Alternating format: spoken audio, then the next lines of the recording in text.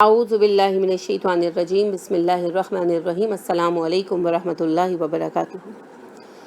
جنت میں لے جانے والے اعمال میں سے ایک آسان ترین عمل ہے وضو کرنا۔ وضو بذات خود ایک عبادت ہے، اسے حقیر عمل مت سمجھیے۔ رسول اللہ صلی اللہ علیہ وسلم نے ارشاد فرمایا، طہارت نصف ایمان ہے، اور طہارت کا شرعی طریقہ کیا ہے؟ وضو کرنا۔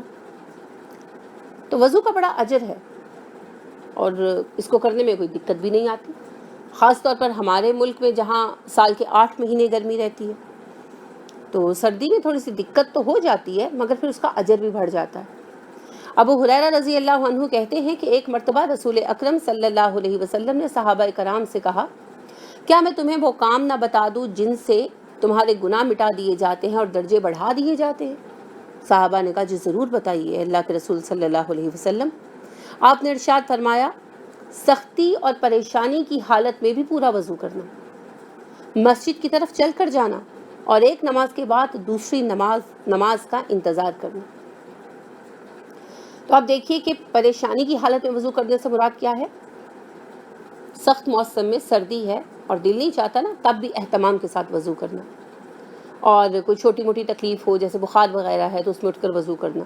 اگر ایسی تکلیف ہو جس کا پانی لگنے سے بڑھ جانا یقینی ہو تو پھر آپ وضو نہیں کریں گے، پھر آپ تیمم کریں گے، کیونکہ اپنی جان کو ہلاکت میں ڈالنا جائز نہیں ہے، اسلام میں جان کا حق ہے۔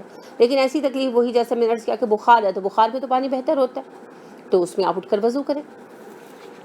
اور اس کے علاوہ سردی وغیرہ میں، یا آپ سفر میں ہیں، کوئی دقت محسوس ہو رہی ہے، تو ایسی صورت میں یہ تکلیف اور پریشانی کی حالت ہے تو اس میں پورا وضو کرنا، کوشش کرنا کہ اہتمام کے ساتھ نماز پڑھیں۔ مسلم کی ایک روایت ہے کہ عمر بن عبسہ جب مسلمان ہوئے، انہوں نے عرض کی کہ اللہ کے رسول صلی اللہ علیہ وسلم مجھے وضو کے بارے میں بتائیے، تو آپ صلی اللہ علیہ وسلم نے کہا، جب تم لوگوں میں سے کوئی اللہ کا بندہ وضو کرتا ہے اور پانی لے کر کلی کرتا ہے تو اس کے منہ کے سارے گناہ جھڑ جاتے ہیں، یہاں تک کہ دانتوں کی جڑیں یعنی مسوڑے جو ہیں ان کے گناہ تک نکل جاتے ہیں، اور ناک میں پانی ڈالتا ہے تو ناک کے سب گناہ حتیٰ کہ اس کی جڑ تک کے گناہ نکل جاتے ہیں، منہ دھوتا ہے تو اللہ رب کریم کے فضل سے اس کے چہرے کے سب گناہ، یہاں تک کہ کانوں کے کناروں تک کے گناہ یعنی رخساروں کے اینڈ ہو جاتے ہیں نا، وہاں تک کے گناہ جھڑ جاتے ہیں۔ جب وہ کوہنیوں سمیت اپنے ہاتھ دھوتا ہے تو ہاتھوں کے گناہ، یہاں تک کہ ہاتھوں کے ناخنوں تک کے گناہ نکل جاتے ہیں، اور جب وہ سر کا مسح کرتا ہے تو سر کے گناہ، یہاں تک کہ بالوں کی جڑوں تک کے گناہ نکل جاتے ہیں، اور جب وہ اپنے پاؤں ٹخنوں سمیت دھوتا ہے تو اس کے پیروں کے گناہ، یہاں تک کہ پیروں کے ناخنوں تک کے گناہ نکل جاتے ہیں۔ کتنا بڑا اجر ہے نا، اور کتنا آسان عمل ہے۔ اور عمر بن عبسہ کہتے ہیں کہ اگر میں نے یہ بات 1 دفعہ یا 2 دفعہ یا 7 دفعہ بھی سنی ہوتی تو میں بیان نہ کرتا، میں نے رسول اللہ صلی اللہ علیہ وسلم سے اس بات کو اس سے بھی زائد مرتبہ سنا، یعنی آپ صلی اللہ علیہ وسلم اکثر اس بات کو دہراتے تھے۔ مقصد کیا تھا؟ مقصد یہ تھا کہ وضو کے اہتمام کا شوق پیدا کیا جائے۔ آخر کیوں؟ اس لیے کہ وضو نماز کی شرط ہے، وضو درست ہوگا تو نماز درست ہوگی، اور نماز درست ہوگی تو باقی اعمال درست ہوں گے۔ آپ صلی اللہ علیہ وسلم نے فرمایا، روز قیامت سب سے پہلے نماز کا حساب لیا جائے گا، نماز درست ہوگی تو باقی اعمال قبول کیے جائیں گے، نماز درست نہیں ہوگی تو باقی کام بھی رد کر دیے جائیں گے۔ اب نماز کی درستگی کا انحصار کس پر ہے؟ وضو پر، اسی لیے وضو کو اتنی اہمیت دی گئی ہے اور اس کے اتنے فوائد اور اتنے اجر بیان کیے گئے ہیں کہ لوگوں میں وضو کا شوق پیدا ہو۔ اب تو الٹا سیدھا وضو کر کے کھڑے ہو جاتے ہیں۔ وضو پر توجہ دیں، وضو کے بغیر نماز نہیں ہو سکتی۔ جیسے آپ کتنی ہی اچھی ہانڈی بھونیں اور سب کچھ کریں اور گھی ڈالیں اور دیسی گھی ڈال لیں، مگر نمک نہ ڈالیں تو ہانڈی کا کوئی ٹیسٹ نہیں نکلے گا، سواد نہیں نکلے گا، مزہ نہیں آئے گا۔ اسی طرح آپ کتنے ہی عطر لگا لیں اور جائے نمازیں بچھا لیں اور کعبے میں کھڑے ہو کر نماز پڑھ لیں، اگر وضو درست نہیں ہے تو نماز نہیں ہو سکتی۔ جو اہمیت ہانڈی میں نمک کی ہے نا، وہی اہمیت نماز کے لیے وضو کی ہے، اور نماز کی اپنی اہمیت عبادات کے لیے وہی ہے جو گھر کے لیے بنیاد کی ہوتی ہے۔ تو اسی لیے ہمارے فائدے کے لیے اللہ اس قدر رحیم ہے کہ ہمیں نمازوں کے نقصان سے بچانے کے لیے وضو کا اجر اتنا بڑھا دیا کہ ہم شوق سے وضو کریں۔ مسئلہ یہ ہے کہ یہ بنیادی باتیں بتائی نہیں جاتی، بڑے بڑے فقہی مسائل بہت زور و شور سے بیان کیے جاتے ہیں جن کا کوئی فائدہ نہیں ہے. بڑے بڑے سے مراد مشہور اہم نہیں ہے وہ کہ ہاتھ جو ہیں وہ سینے پر باندھنے ہیں یا ناف پہ باندھنے ہیں. یہ بڑے زور و شور سے بتائے جاتے ہیں لیکن وضو کی اہمیت نہیں بتائی جاتی. بہرحال تو وضو کے لیے رسول اللہ صلی اللہ علیہ وسلم نے ارشاد فرمایا میری امت کے اعضائے وضو کا پانی جہاں تک اعضائے وضو تک پہنچے گا وہاں تک ان کو اعضائے وضو پر زیورات پہنائے جائیں گے. سمجھ آئی بات؟ روز قیامت مسلمانوں کے جسم کے جو اعضائے وضو ہیں جہاں تک دھلتے ہیں اور جہاں تک ان کی چمک ہوگی وہاں تک وہ زیورات پہنائے جائیں گے. تو پہننے کا شوق ہے زیورات تو پھر تیاری کیجیے. اور زیورات یاد رکھیے گا نا یہ بات بھی کہ اگر ایک کنگن جنتی کنگن جو ہے ایک کنگن سورج کے سامنے کیا جائے تو سورج دھندلا پڑ جائے اس قدر اس میں چمک اور روشنی ہوگی. اور ایک موتی کی قیمت پوری دنیا کے خزانوں سے زائد ہے. ایسے زیورات رسول اللہ صلی اللہ علیہ وسلم نے کہا روز قیامت میری امت کے اعضائے وضو جہاں تک دھلتے ہیں وہاں تک چمکیں گے اس طرح جس طرح روشن چاند ہوتے ہیں.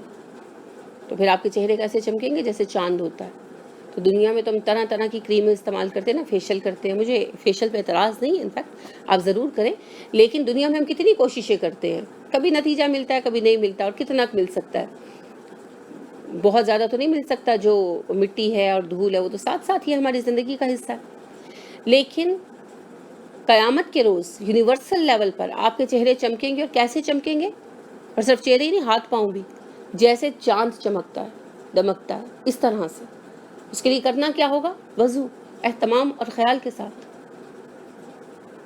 ایک صحابی نے عرض کی کہ اللہ کے رسول صلی اللہ علیہ وسلم آپ روز قیامت ہمیں کیسے پہچانیں گے؟ آپ نے کہا تمہارے اعضائے وضو کی وجہ سے. تمہارے اعضائے وضو اس روز چمک رہے ہوں گے. ایک اور حدیث مبارکہ میں آتا ہے کہ روز قیامت میری امت کا امتیازی وصف یہ ہوگا کہ ان کے اعضائے وضو چاند کی طرح چمک رہے ہوں گے. اب یہ تم پر منحصر ہے، جو چاہے اپنی چمک کو بڑھائے. تو علی رضی اللہ عنہ کیا کرتے تھے کہ بازو جب دھوتے تو کوہنیوں سے ذرا اوپر تک دھوتے اور پاؤں جب دھوتے تو ٹخنوں سے ذرا اوپر تک دھوتے. اور کہا کرتے تھے کہ میں چاہتا ہوں کہ میری چمک زیادہ ہو، کیونکہ رسول اللہ صلی اللہ علیہ وسلم نے کہا نا کہ تم میں سے جو چاہے اپنی چمک بڑھائے. تو علی رضی اللہ عنہ نے بڑھائی. تو آپ بھی ایسا شوق رکھیے، کون مانے ہے اس میں؟ ہمارے تو حالات بھی موافق ہیں نسبتاً گرم ایریا ہے تو حالات بھی موافق ہیں. رسول اللہ صلی اللہ علیہ وسلم ابو ذر غفاری کے ہمراہ باہر نکلے اور خزاں کا موسم تھا. ابو ذر کہتے ہیں کہ آپ نے ایک شاخ پکڑ کے ہلائی درخت کی. خزاں کا موسم تھا، خشک پتے جھڑے. تو آپ نے کہا ابو ذر دیکھتے ہو؟ ابو ذر کہتے ہیں میں نے عرض کی جی اللہ کے رسول صلی اللہ علیہ وسلم دیکھتا ہوں. آپ نے کہا جس طرح یہ خشک پتے جھڑ رہے ہیں نا ہلانے سے، ایک مومن کے وضو کرنے سے اس کے گناہ اس سے بھی زیادہ تیزی سے جھڑتے ہیں. اب آپ دیکھیے کہ کتنا آسان کام ہے. بار بار سوال آتا ہے نا کہ ہم کس طرح توبہ کریں، ہم کس طرح گناہوں سے اپنے آپ کو پاک کریں. اب اللہ نے تو خود بتا دیا، اس پر عمل کریں. وضو کریں، اہتمام کے ساتھ کریں، توجہ کے ساتھ کریں، محبت کے ساتھ کریں. جب وضو خشوع و خضوع اور توجہ سے کریں گے نماز میں بھی خشوع و خضوع آئے گا. وضو میں نہیں ہوگا اہتمام تو نماز میں بھی نہیں ہوگا. ایک مرتبہ رسول اللہ صلی اللہ علیہ وسلم نماز کے دوران، امامت کے دوران قرات بھول گئے، شبہ پڑ گیا آپ کو. تو بعد سلام آپ نے کہا لوگ صحیح وضو نہیں کرتے جس کی وجہ سے امام کو قرات میں شبہ پڑنے لگتا ہے. یعنی وضو درست ایک بندے نے نہیں کیا اور پوری جماعت پر اس کا اثر آتا ہے.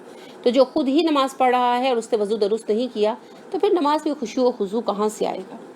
نہیں آئے گا نا.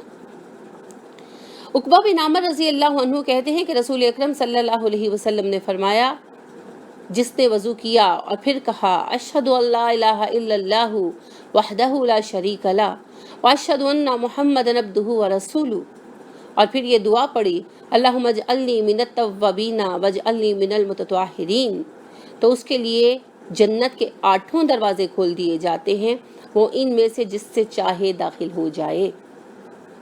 ٹھیک ہے، اب مجھے آپ بتائیں کہ کتنی چھوٹی سی یہ دعا ہے اور کتنا چھوٹا سا یہ عمل ہے، مگر اجر آپ کیا بتا دیں کہ جنت کے 8 دروازے کھول دیے جاتے ہیں.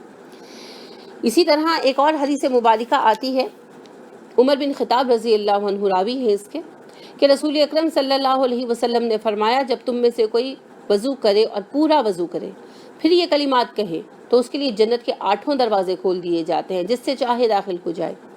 اشہد ان لا الہ الا اللہ وحدہ لا شریک لہ واشہد ان محمدا عبدہ ورسولہ۔ تو آپ دیکھیے کہ بہت چھوٹا سا عمل ہے، لیکن تاکید اس میں بھی ہے کہ وضو کرے اور پورا وضو کرے۔ تو پورے وضو سے مراد یہ نہیں ہے کہ کوئی حصہ چھوڑ نہ دے، کیونکہ وہ کوئی بھی نہیں چھوڑتا، ایسا کوئی نہیں کرے گا کہ منہ دھو لیا، بازو دھو لیے، مسا کر لیا اور کہا میں نے پیر نہیں دھونے، ایسا تو کوئی نہیں کرتا نا۔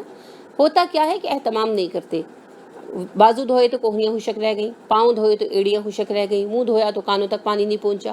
تو ان چیزوں میں تھوڑا سا اہتمام کرنے سے آپ کو کتنا بڑا اجر مل رہا ہے۔ گناہوں سے پاکی، اور جو آپ صلی اللہ علیہ وسلم نے کہا، مشہور حدیث ہے، آپ نے یقیناً سنی ہوگی کہ اگر کسی بندے کے گھر کے سامنے سے نہر گزرتی ہو اور وہ 5 دفعہ دن میں اس میں نہائے تو کیا اس کے جسم پر میل باقی رہ جائے گا؟ صحابہ نے عرض کیا اللہ کے رسول صلی اللہ علیہ وسلم ہرگز نہیں۔